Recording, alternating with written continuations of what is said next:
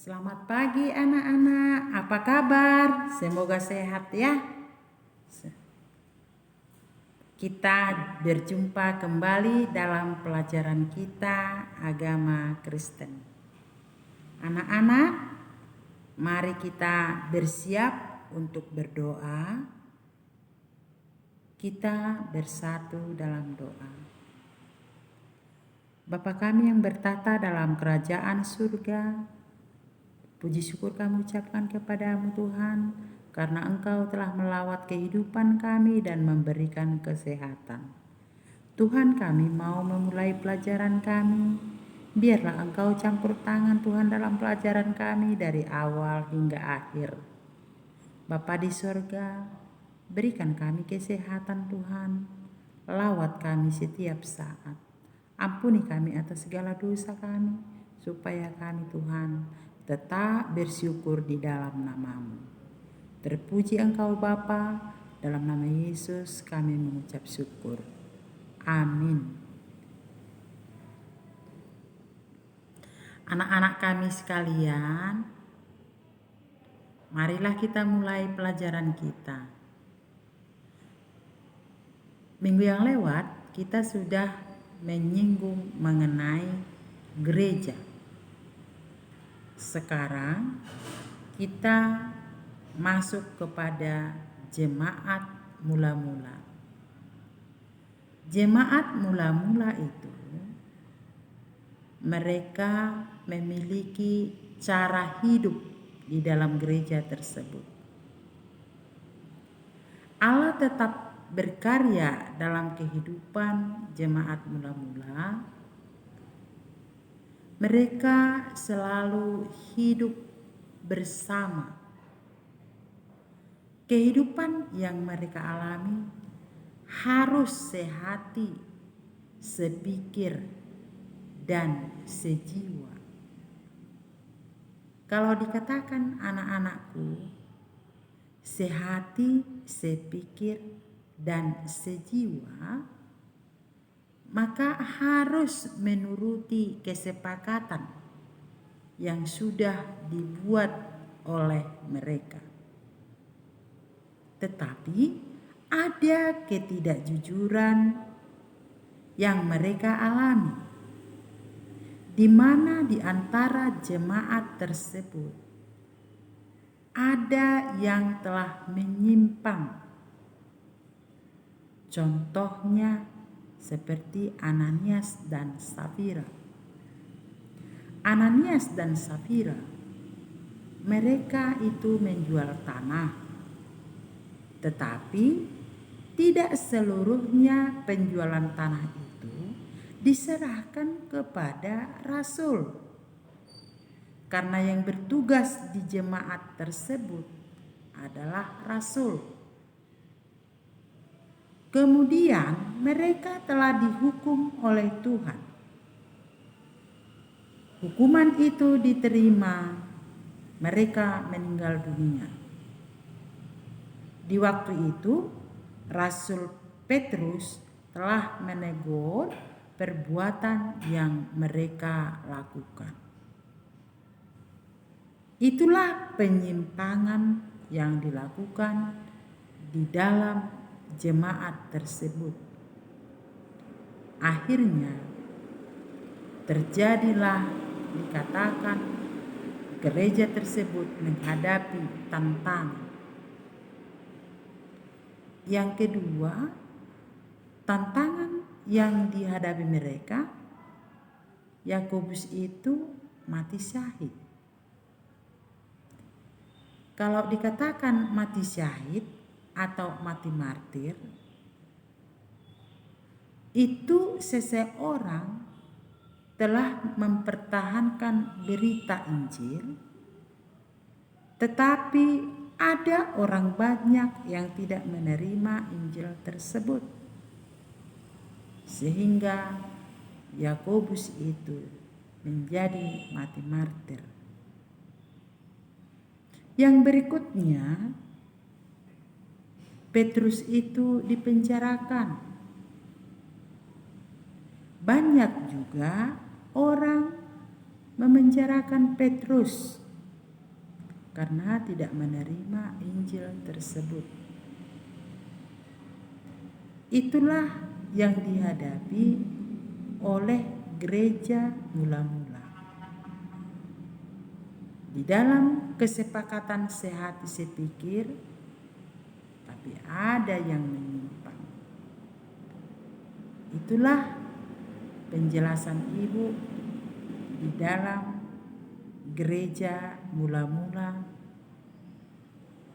Kalau ada yang tidak mengerti atau kurang paham, boleh ditanya. Apakah masih ada anak-anakku yang kurang jelas? Kalau ada yang kurang jelas, boleh ditanya anakku, jangan segan-segan. Mari kita semangat tetap ya. Baiklah, kalau sudah dimengerti, kita lanjutkan kepada pelajaran kita yang berikutnya. Di dalam pembagian tugas di dalam jemaat mula-mula, dalam tugas pelayanan itu ada 3. Karena tidak mungkin hanya rasul yang berperan mengerjakan tugas pelayanan, karena jemaat sudah bertumbuh, sudah berkembang, sehingga repot kalau hanya rasul yang bertugas melaksanakan pekerjaan tersebut. Pembagian tugas yang pertama dikatakan rasul. Rasul itu artinya utusan Allah untuk memberitakan Injil. Tetapi bukan hanya rasul yang memberitakan Injil. Ada juga di luar rasul. Di luar rasul itu yang memberitakan Injil untuk bangsa, itulah Rasul Paulus. Walaupun namanya Rasul Paulus, anak-anakku, Rasul Paulus itu bukanlah dikatakan rasul, karena rasul itu artinya murid yang sudah pernah bersama Yesus dan hidup bersama Yesus dan memberitakan mengenai Yesus. Tetapi kalau Rasul Paulus itu di luar rasul. Tugas yang kedua dikatakan presbiter. Presbiter itu bahasa Yunani, yaitu seorang yang dituakan. Di dalam presbiter ada 2 macam penatua. 1, penatua pengatur, atau dikatakan proestotes presbitero. Yang kedua, penatua khotbah dan pengajar atau didaskalia. Yang ketiga, diaken atau dikatakan dalam bahasa Yunani diakonos. Artinya urusan abdi, pelayan, membantu tetap bagi jemaat, mengasuh para orang miskin, juga ditugasi berkhotbah dan membaptis. Kalau kita lihat dalam nomor 3 ini paralelnya pada jemaat sekarang ini boleh kita lihat di dalam panti asuhan. Dalam panti asuhan itu ada pelayanan khusus orang miskin. Ada yang cacat. Di sana juga ada ditugasi pengkhotbah. Di sana disediakan juga mereka pendidikan. Itulah contoh paralelnya di nomor 3 itu di dalam jemaat yang kita hadapi sekarang. Sudah mengerti anak-anakku? Kalau belum mengerti juga boleh ditanya. Begitulah penjelasan Ibu pada saat ini. Semoga kalian tetap semangat. Jadi pesan Ibu, catatlah di dalam catatanmu apa yang Ibu terangkan.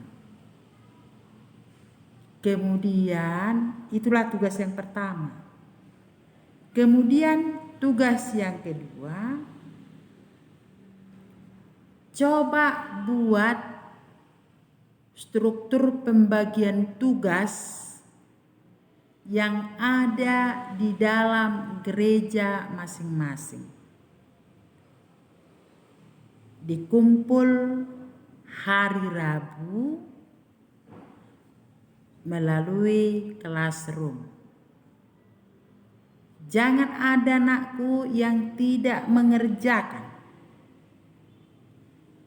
Ya, supaya kita lebih mengerti dan memahami, dikerjakan dengan baik. Jadi sekianlah anak-anakku pertemuan kita hari ini.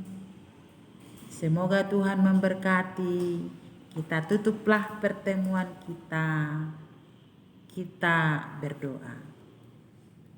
Puji syukur kami ucapkan kepadamu Bapa di surga, atas berkat dan kemurahan-Mu Tuhan yang membimbing kami dan juga menjaga kesehatan kami.